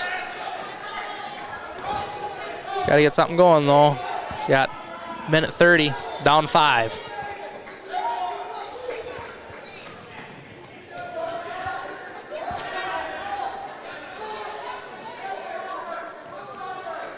He's got him on the edge of the mat. He's pushing in. If he's pushing in, Ryan might try something. He's pushing. Or trying to get a stall call, maybe, if he's just sitting on the edge of the mat. He shoots him out, maybe. Ref calls a stalemate and headed to the middle of the mat. With 1 minute left in the third. Got a minute. Ryan's down 3-8. He's got to pick up the pace a little bit. And that's what he does. A little sprawl. Oh, the guy tries to. Oh, he's got Ryan on his leg. Pretty much Ryan goes for Wizard. But the guy's looking in decent position. Ryan's got to hit that Wizard hard and try to pop back up. Potentially dangerous is called with Ryan's shoulder, I believe. I would think so, yeah. It was a little bit bent a little bit, yeah. Mine was twitching. It is 3-8 at 145 pounds. 35 seconds to go. He's got to get 2 takedowns or hit it fast. Let him loose. He's got to let him loose and get another one. 6-8 or 6-9. He's going to need more than a stalling call, but that's all the other guy's 20 doing. 20 seconds. A little bit of a duck. Ryan's got something caught. If he can bring him into the circle, a little bit of a trip. Ooh, he had it, but they were out of bounds. His leg hovered off the mat. Still 12 seconds left. 12 seconds left. You don't get much closer than that without getting it. Ryan pushes him straight back. Stalling call is called. That's 1 for Ryan. 7 seconds left. He's got to try something. Tries for headlock.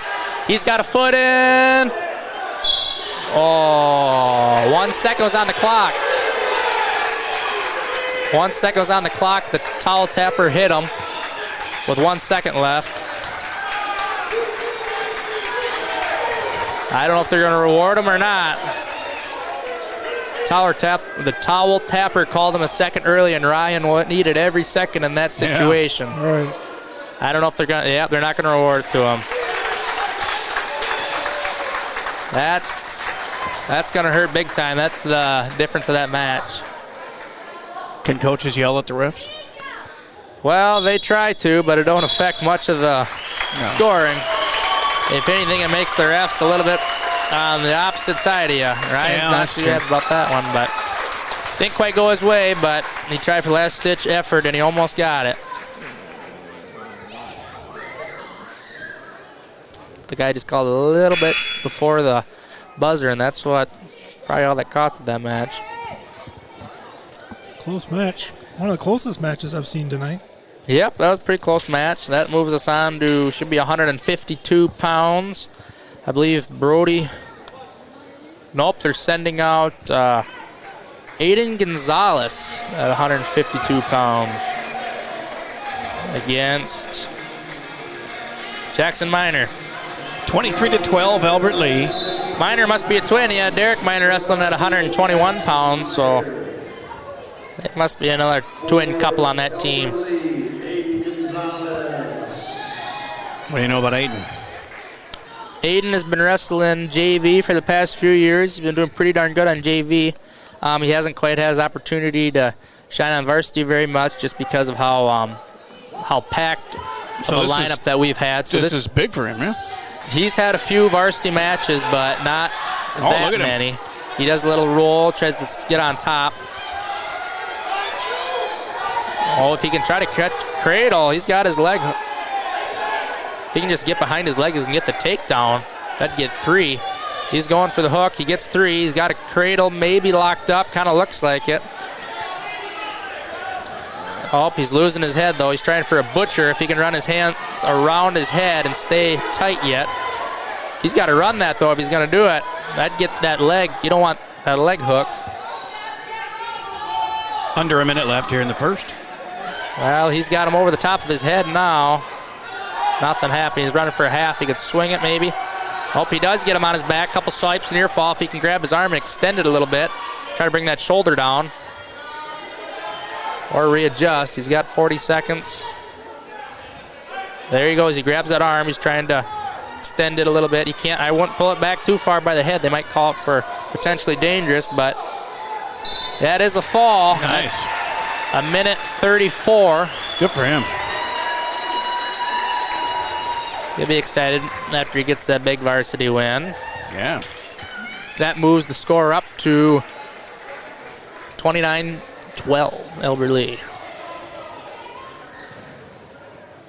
Also moves us to 160 pounds, where they're sending senior Brody Incheski. And, yep, he does got a guy.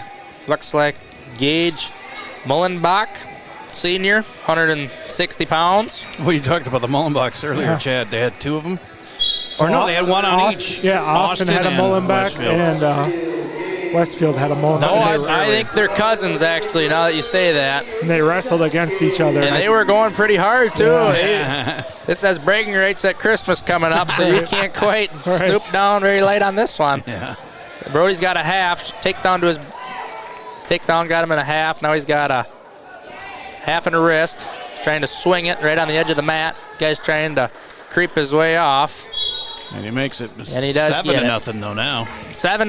Takedown and 3 near fall. Or 4 near fall, I should say. Get a fresh start in the middle of the mat. Brody's pretty good working his turn, so see if he can get something hooked up. Guy goes to a tripod. Trying to get out of there. Brody gets him back down to the mat. For me, I would just not shower much and stink out there. Would that help? Well, I've wrestled a fair share of people who have done that, but again, I live on a cattle farm, Well, so that's true. I say bring her on.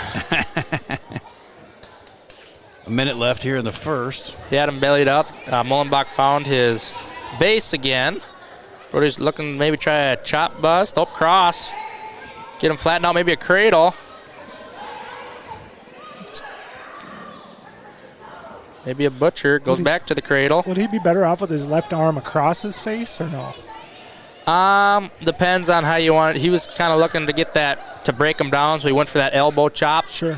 Then he was just trying to either get a tilt off that or a cradle. He likes to do a couple tilts, too, with that cross arm. 30 seconds still left. Looks like Brody might have a bar in, and maybe not. Stalling on bottom.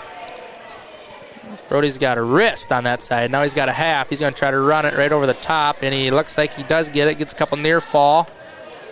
Can't see how tight it is, but yeah, we're 8 on the wrong seconds, side, and he does get the fall. Minute 53 for Brody against Mullenbach. Boy, a camera girl put their phone down, and she's doing well.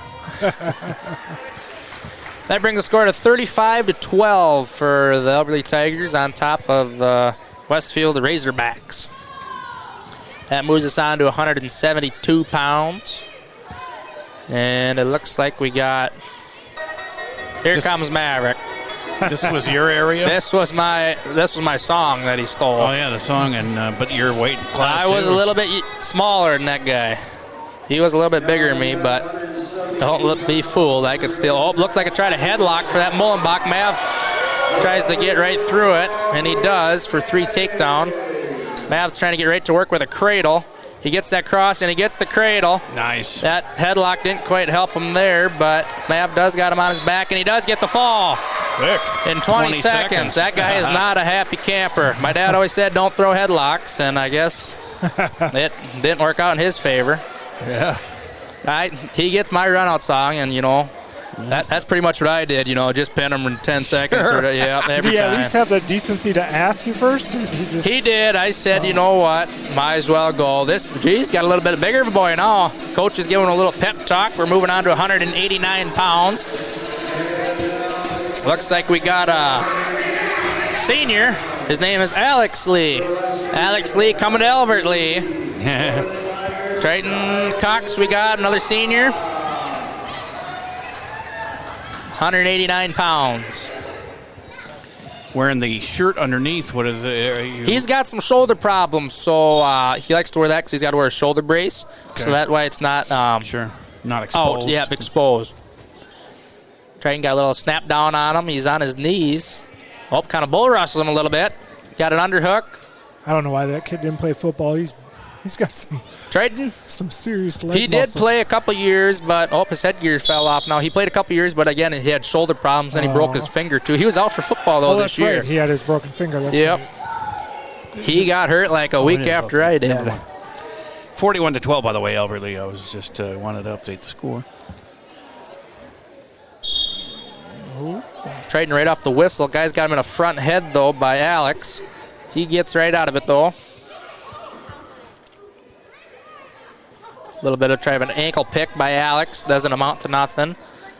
Head to hands fighting. Oh, Triton goes in for a little bit of underhook. A slide by attempt. He gets behind him on their feet, leg hooked. They're not giving it to him yet. They tried, but he got a little high on him now. If he can roll him to his back, maybe. It's getting a little loose, though.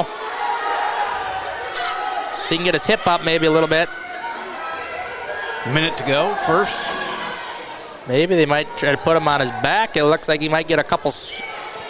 Nothing yet. Cradle attempt by Alex. Triton's fighting off, but he's got him in a headlock, it looks like. Yep, it looks pretty darn tight. Got 38 seconds left in the match. It's a long time. That's a long time to be on your back. But, man, there is the fall for Alex Lee with 1 minute and 33 seconds. He's hopping up and down. Just a rough turn of events there. Yeah, Triton was on top and kind of got a little bit turned a little bit, and gravity went one way, and it wasn't the way that Triton would have liked it to go. You kind of got to watch weightlifting, too, because muscle weighs a lot. Oh, yeah, that's why I'm so heavy. And here we got 215 pounds, Skyler. A little bit of a bigger boy for him. We'll see how he fares with that. A little slide by again. He did that last match. That's what those bigger boys are like doing recently. Him and Evan Schroeder, and Triton tried it a couple times. That's normally a lighter guy move, but this way they don't have to quite get underneath him all the way, so a little bit easier. He tries it again, can't quite get it. Not sure I'd want to get underneath some of these bigger guys. Yeah, I don't know about that.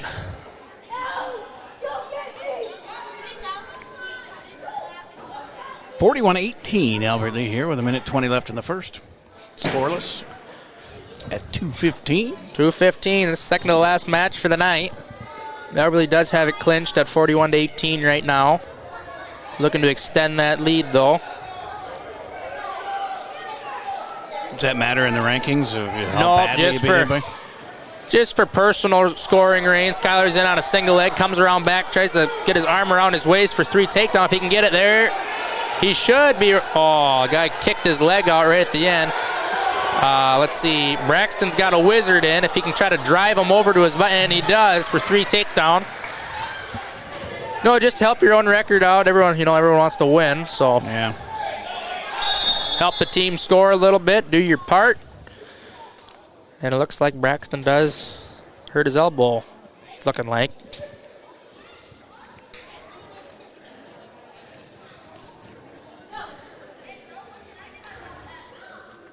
Yeah, but Skyler's one of those guys that's also getting some. He joined us 2-3 years ago from Alden, and freshly into wrestling, didn't really know too much about it. Learned a little bit at a time, just progressed as the time went on, and now he's on. He's not full-time varsity lineup right now, but he's a guy that you can throw right in and still know that he's going to battle his whole way through. Now, I mentioned Albert Lee ranked 5th in 3A. As far as the individual weight classes, Ryan Collins of Albert Lee is ranked 9th. Logan Davis at 33 is ranked 2nd in the state at 3A. Also, let's try to find some other guys from Albert Lee here. Brody Ignashevsky is ranked 9th.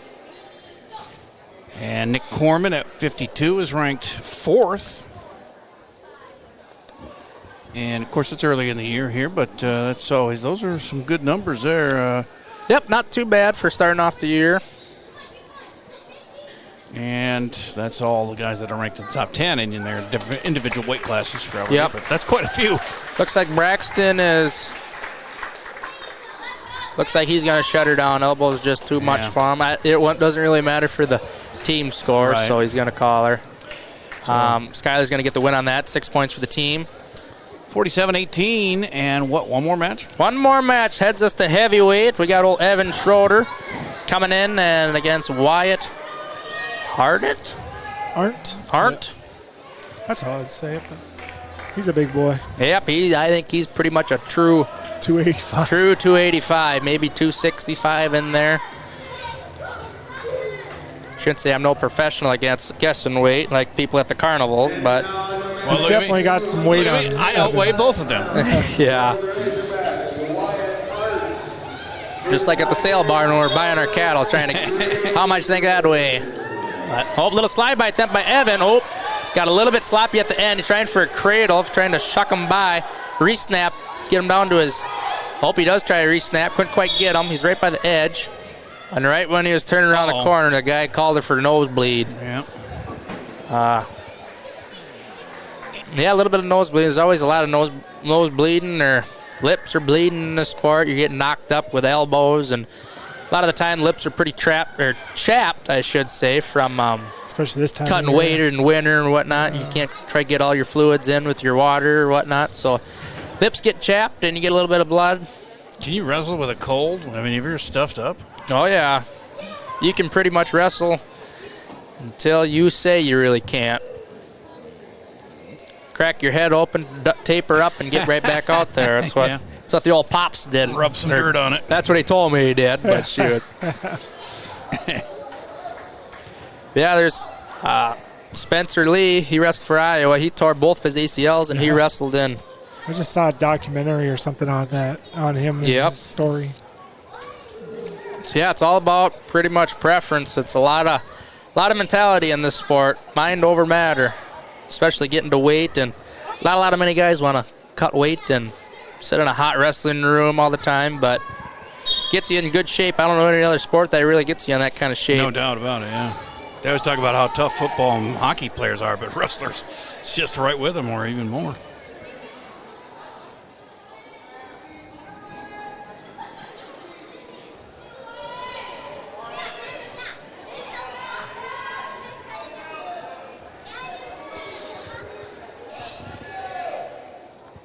Down to 1:20 left to go in the first here. Yep, a little bit of stocking, pushing back and forth, kind of using the weight a little bit for leverage, it looks like. And Evans trying to try to slide by. Yep, he does. He can bring them in. Guys try to run right out. And they might call him for stalling, but they don't. If they're probably in the middle of the mat, I bet they would have. But you got it down to about a minute. Still scoreless. Tying up. Evan goes in for a little bit of a shot. Guys trying to bull rush him a little bit. He had him off balance, and they went off. Yep. Tried to go for a little bit of headlock at the end of the mat. Evan did, but couldn't quite get that either. Out of bounds anyways, but Stocking it again, using their heads. Looks like they're on the fingers a little bit too of that Wyatt. A little bit of slide by again. He just can't quite get it. You might call him for stalling if the guy keeps up this defense pace. 46 ticks to go in the first here at 285. Looks like a little bit of blood too by Wyatt. Well, yeah, his nose plug fell out, it looked like, and threw her back in, but there's a little spot on the mat.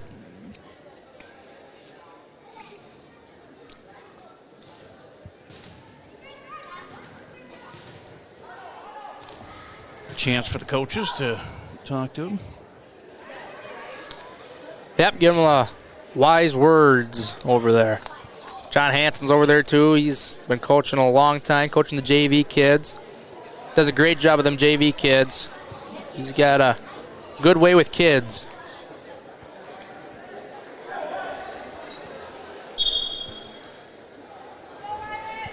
Guy's stocking it again. I won't be surprised if Evan tries that slide by again.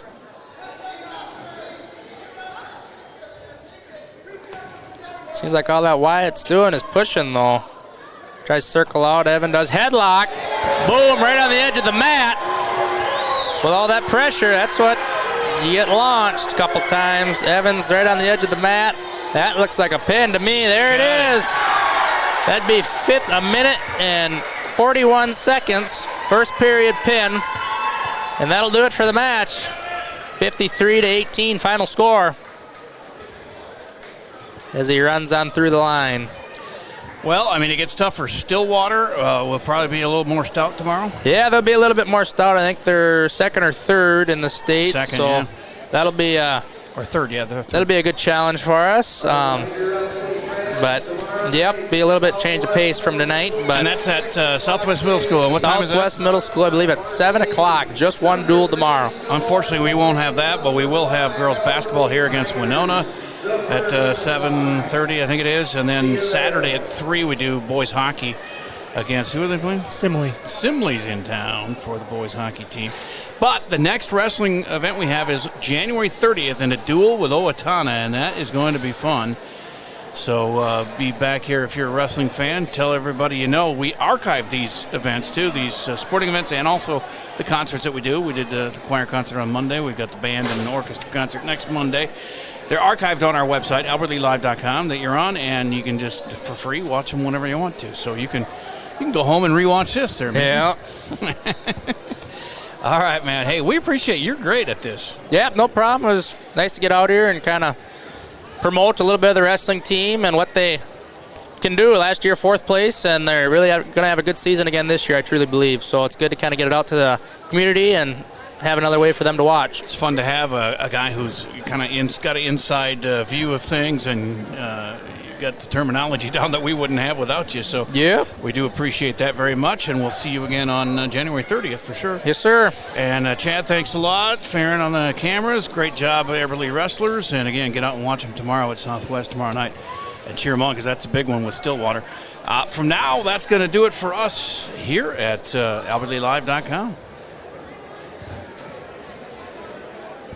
Ice dam is a ridge of ice that forms at the edge of a roof and prevents melting snow from draining off the roof. The water that backs up behind the dam can leak into a home and cause damage. This is Beth with Service Master by Hyatt. We can work with your insurance company to restore your property from damages caused by ice dams. Demand the yellow van. Call Service Master by Hyatt today, 877-945-0993. Demand the yellow